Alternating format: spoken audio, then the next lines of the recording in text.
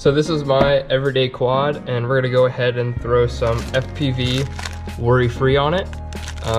First, I wanna show you what comes in the FPV worry-free kit. You get one of my stickers, and I actually do sticker printing, so these are examples of some of the stickers I can make. So if you ever need stickers, let me know. And you get one of my business cards. So if you go to the back of my business card and you scan this QR code, it'll take you to my YouTube, Instagram, TikTok, pretty much everything you need to know about me.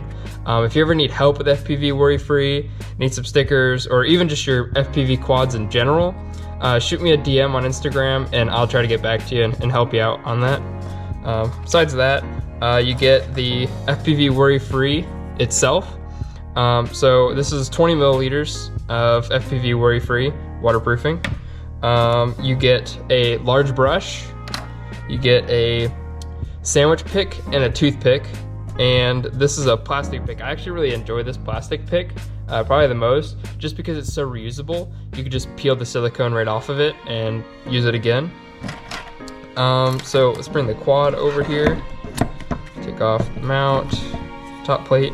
So this quad has already been waterproofed quite a few times. I had a crash a couple months ago and I had to replace the flight controller, and I never got around to waterproofing it just because the weather's been so great and I haven't been near water, being in Indiana, or there's just really not much water lately. But it started snowing yesterday, so I figured I kind of needed it now and I could start filming these videos. So these ESCs are already waterproof because the ESCs are so strong with this waterproofing. You'll see the way I do it. I'm actually gonna do one on camera. So I got a brand new one that I'm gonna waterproof up, just to show the steps, because you don't need to know all four. And then I'm gonna waterproof the flight controller itself and kind of just talk about what I do with everything, as well as the crossfire receiver.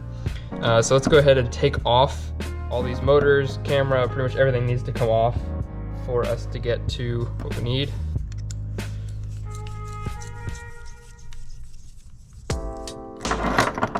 Okay, so there we go. So we got the air unit and just the antennas left.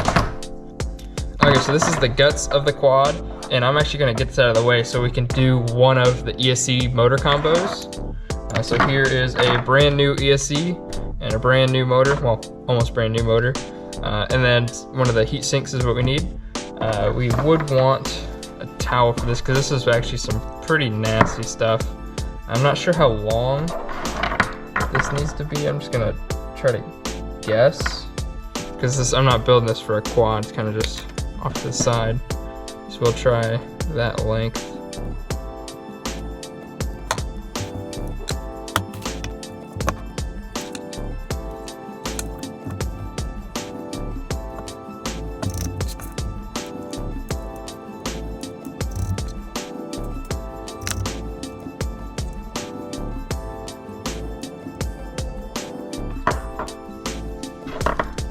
Not my best work, but it'll do. Go ahead and put soldering iron. I don't know why, but what I like to do is just kind of snip off and kind of smooth out all those solder joints, just so it doesn't poke a hole through. I don't know, it just became a habit, kind of cleaning up the solder.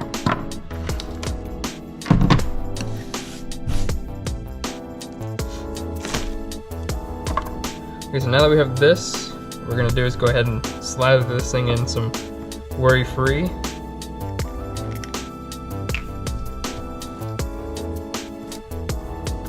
Go ahead and grab the stick. I like the stick. I don't know why.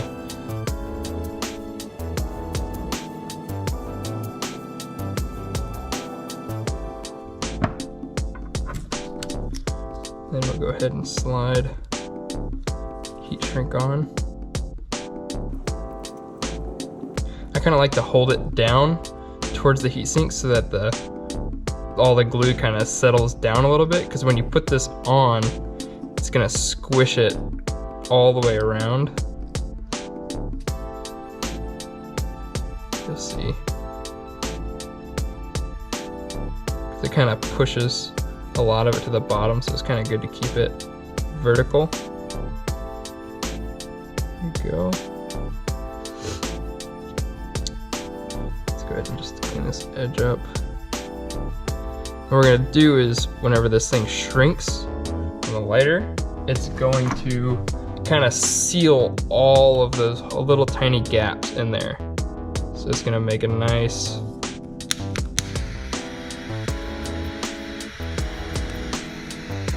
not sure if you can see it, but you can see all the little air bubbles coming out, and it's pushing the glue into all the cracks.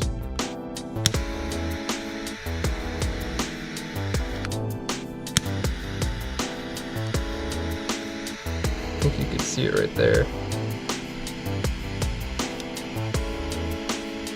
See all the bubbles.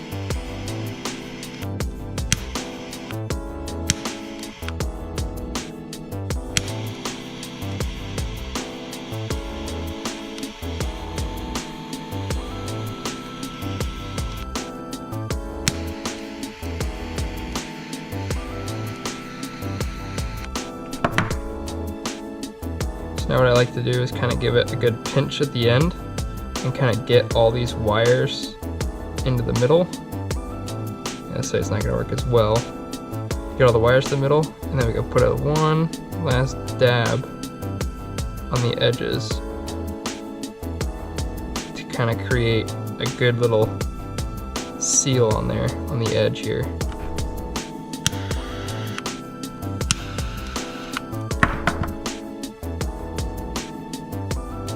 Go ahead and kind of wrap this around,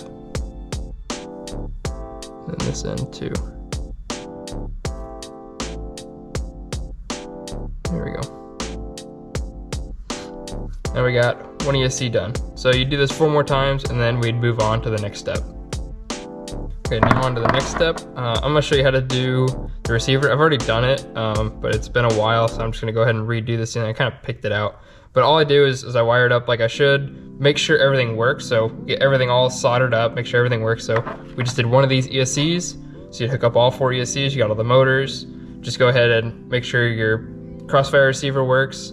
And then what we need to do is just put some heat shrink over it. It doesn't really matter what heat shrink, but I would recommend something a little more flexible other than the original heat shrink that's kind of hard, because what we're gonna do is we're just going to put a little end cap on it. So we're just gonna take a little bit and kind of just seal the end. So we'll squish that on and kind of just seal the end of the receiver. What I would recommend, I didn't do it, but you can put some conformal coat on the inside of the receiver, just as extra protection, put conformal coat and then seal it with worry-free. But it's not necessary, I don't do it. The only issue is if you end up popping your heat shrink, then you have an issue of the water getting in. But honestly, it's not as vulnerable as your ESCs, so I think it's fine. Okay, so now that we got the crossfire receiver done, all the ESCs done, we're gonna go ahead and try to do the flight controller. So what I'd recommend doing now is going back to your air unit and undoing that plug. So you could take your plug and plug it into your flight controller, because you're gonna go ahead and seal this whole thing off. So I know there is some way to 3D, there's files where you can 3D print a little cover for this. I haven't tested that yet, I probably will in future videos, but so far I haven't had any issues with just covering around the outside of it and not actually completely just sealing the whole thing off. But I will in future videos maybe even ship with extra things so you can do that. But we're gonna go ahead and just coat the whole top of the flight controller.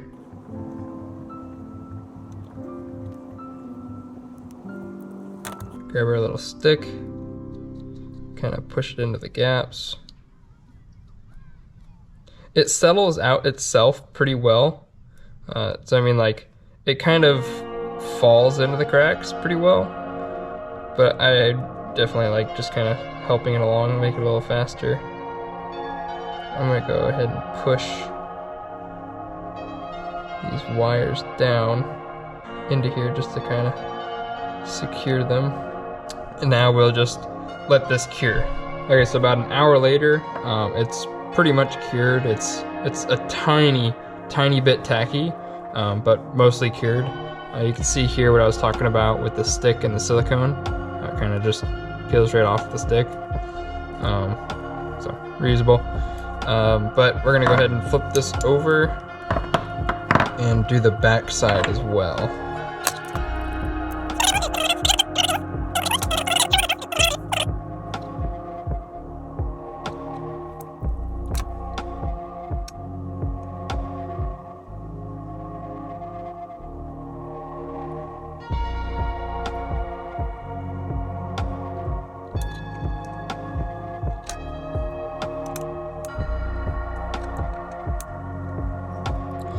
So it takes about, I'd say, half an hour for it to get kind of pretty much to the point where you can move it around, but it's just a little tacky. And then about an hour, it's pretty hard to the point where it's not really tacky anymore. And then after about 2 hours, I would say it's completely cured. But I'm gonna leave it here overnight just because it's late, and we'll get back to it later. It's the next morning, and it is absolutely cold outside. Freezing in here too. But let's go ahead and get down to the bench and I'll put this thing back together. Okay, so before we put it back together, I just want to show what I do with my air units. So far, I haven't fully waterproofed one of these, but I'll leave in the description to a future video where I'm going to take one of these apart along with a Vista and just completely coat the inside of it with some worry-free and dunk it under water and see if it works. But what I've been doing is taking a strip of electrical tape about this long,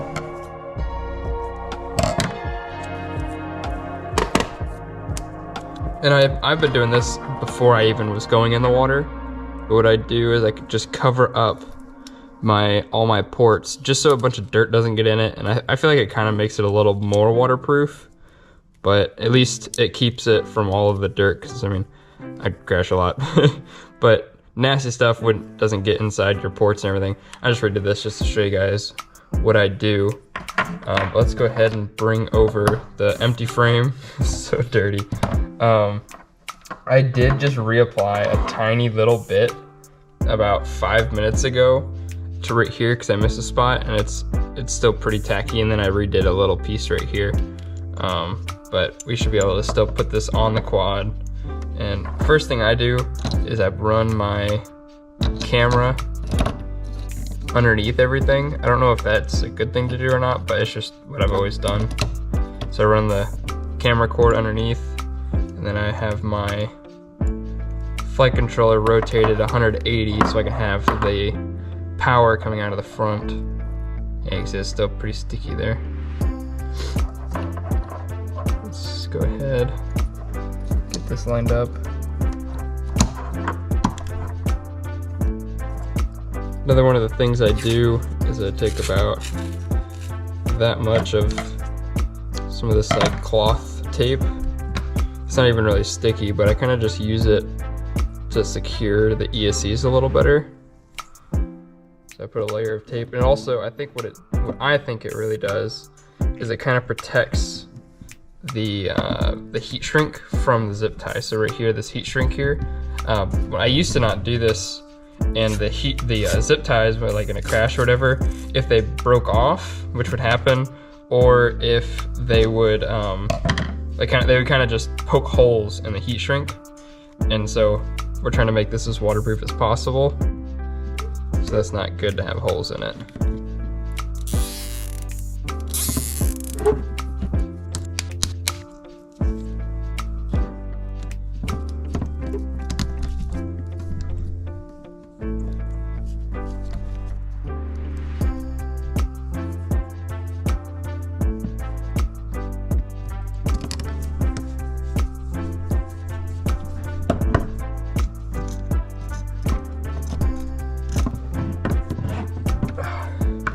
Okay, so let's go ahead and put a battery on this and send it out into the snow.